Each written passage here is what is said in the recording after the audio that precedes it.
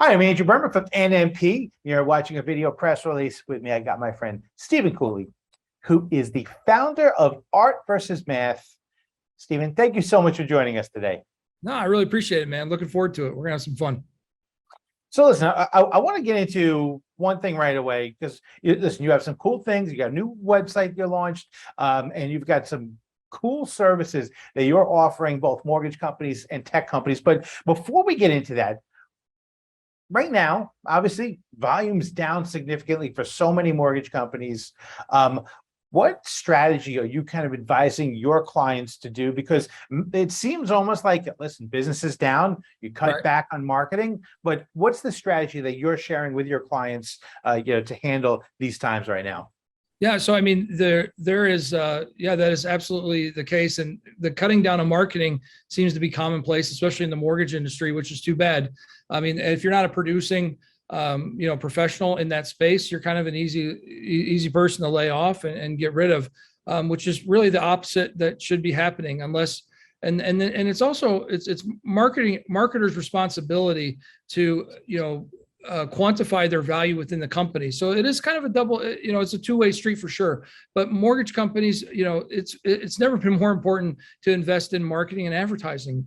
They actually should be doing the opposite, and that doesn't necessarily mean that they shouldn't lay off some folks that aren't productive. But the importance of investing is in marketing is that the market is going to turn at some point. And so while you're in, so consistent marketing and messaging and advertising is essential to make sure that you are top of mind when the demand does increase, when inventory might become more available, when rates start to get a little bit more competitive. And so being top of mind, that continuous marketing and advertising is going to allow you to be top of mind. You should be in as many places as possible, online, offline, wherever your budget will allow you to be, so that you can be in the right position when the market does turn.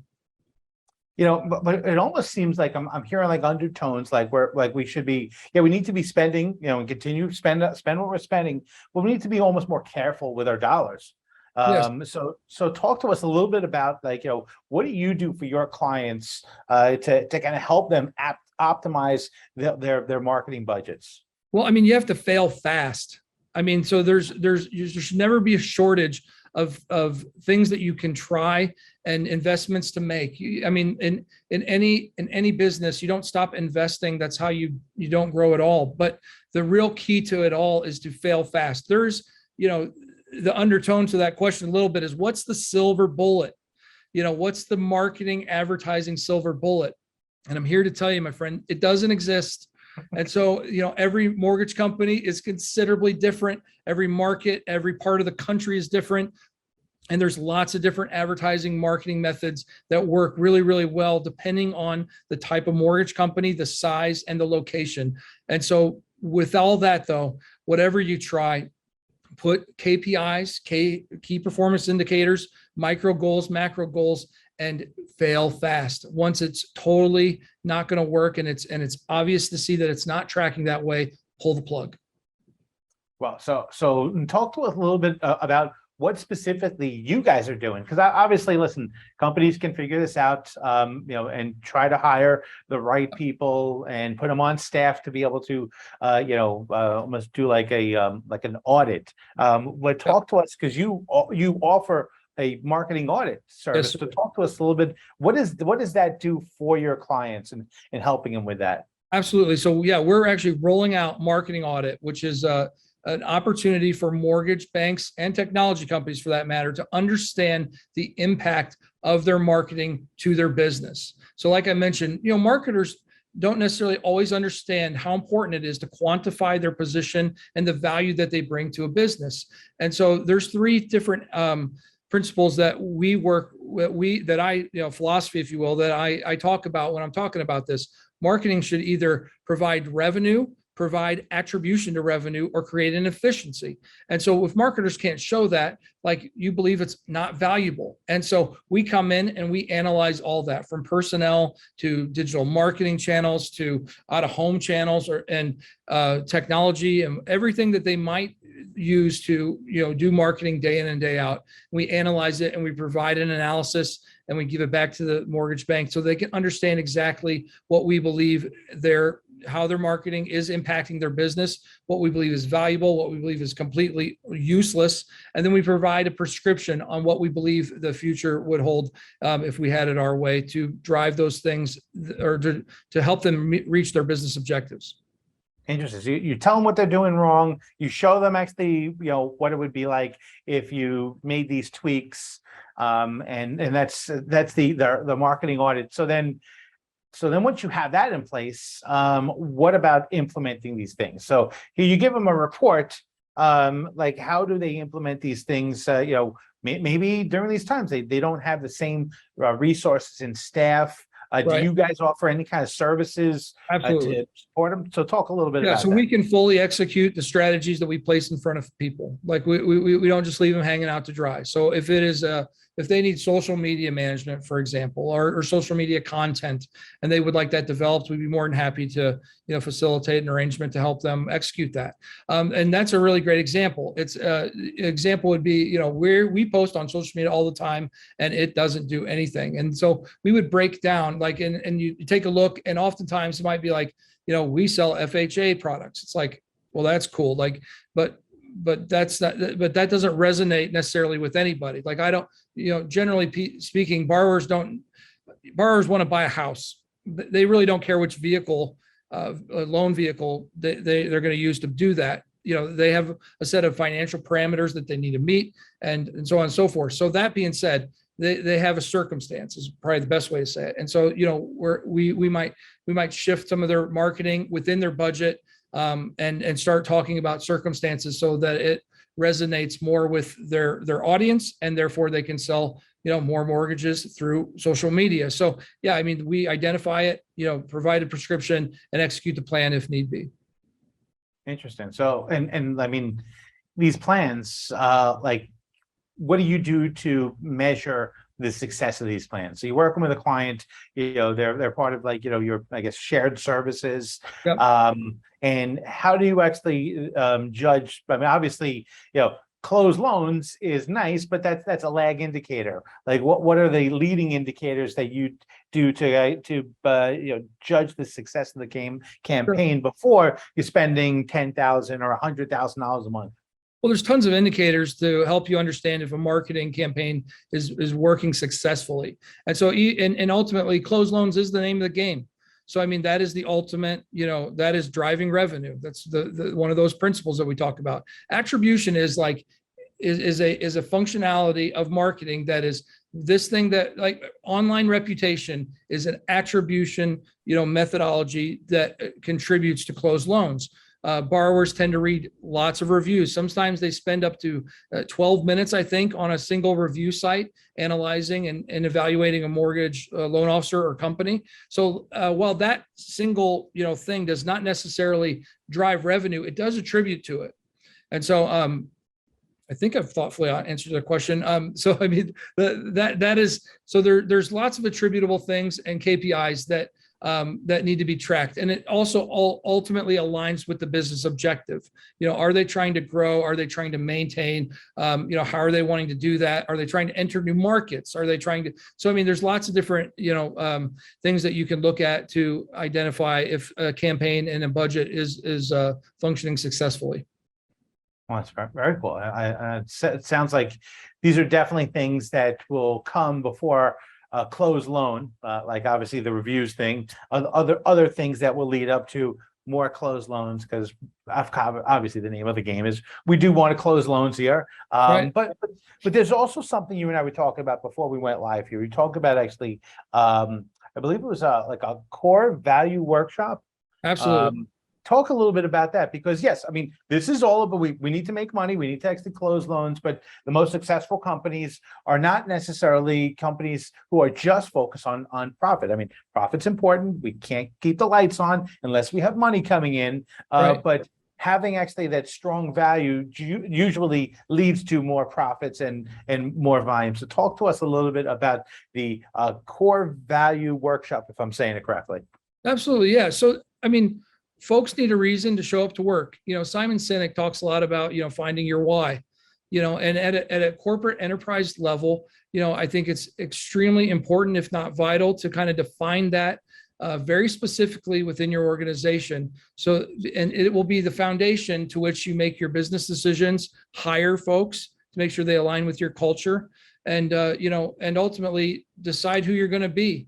And you will give the folks that work there a purpose. You'll give borrowers a reason to show up, and it ultimately cultivates a new culture within a business. And so whether or not it'll help businesses grow, that's, I think it does. I think ultimately we all want to be a part of something. We want to belong. And, in my experience and over the last, 8-9 years that I've done this kind of thing, I have found it to be extremely useful in many ways. And it's helped refine leadership and provide a new focus to the business entity so that they can, really even understand themselves why they're showing up to do that every day. These jobs aren't easy. The mortgage industry is not a simple beast. And so, and oftentimes while the banking industry can be labeled as it's the money business, man. And so, but the truth of it is the mortgage industry helps millions of families every year achieve home ownership and wealth. And so I think there's something to that. And especially in some of your specialty mortgage categories. So no, I think it's an extremely important service that we're going to extend to the mortgage industry. Yeah, I think that most financially successful people I know in this industry are driven by something else besides actually being financially successful. They just, it's like it becomes the byproduct. So I think that's important. And I think most organizations, they lose sight of that. They lose sight of actually those core values. And even though they might be there, even though actually the leadership, might have it, but they're not sharing it with actually the other employees and making them vested in the company, making them feel like they're part of something, like you said, making them excited to go to work. Yes, and it's actually a little bit more than just having a value. Like the value without an action is absolutely worthless.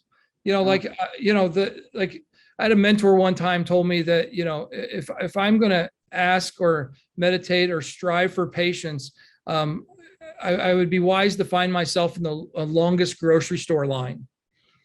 So I actually have that opportunity to do so. And I mean, and those kind of things are really impactful to me. So if I'm going to be about a certain thing, like if I want to be about, gratitude, like how on earth am I at a corporate level going to display and honor that value throughout every nook and cranny of my organization? And so we help companies, facilitate putting those actions into place and, kind of, and defining them so that they can be continuous and scalable. That's awesome. Listen, Stephen, I'm going to ask you one last question. If you can, obviously there's going to be a lot of people listening, mortgage bankers, originators, everyone's going to be reading this, but call out to specifically who you think is going to be able to benefit most from the services that you provide. Who is actually that client, that right now is working with you, is having lots of success using your services, and that should be reaching out to you? Yeah, we work really, we're mortgage focused, mortgage industry focused. We work with two main components, which are lenders, which you'll see on the new site, and we work with mortgage technology companies. And so mortgage lenders that are interested in scaling their business, growing into a new market, or defining or changing their business model to do so, we have an interesting, kind of engagement for that type of lender. Also, just really ridiculous problems. I actually just changed my LinkedIn thing from, professional hole puncher to like something real boring. Like, and I might change it back. But anyway, I mean, the bigger the problem, the more applicable it is to, the way that we can help folks. Technology companies, I have a technology site called Mortgage Advisor Tools, which is a platform that allows tech companies to find lenders and lenders to find tech companies. It is like the Capterra for the mortgage industry. And so what that has also allowed us to do is become kind of experts in that space, and to help mortgage tech companies kind of refine their value proposition and actually talk to mortgage lenders about exactly what they're looking for. There is a big disconnect between mortgage tech and lenders. Most lenders don't know what tech is out there.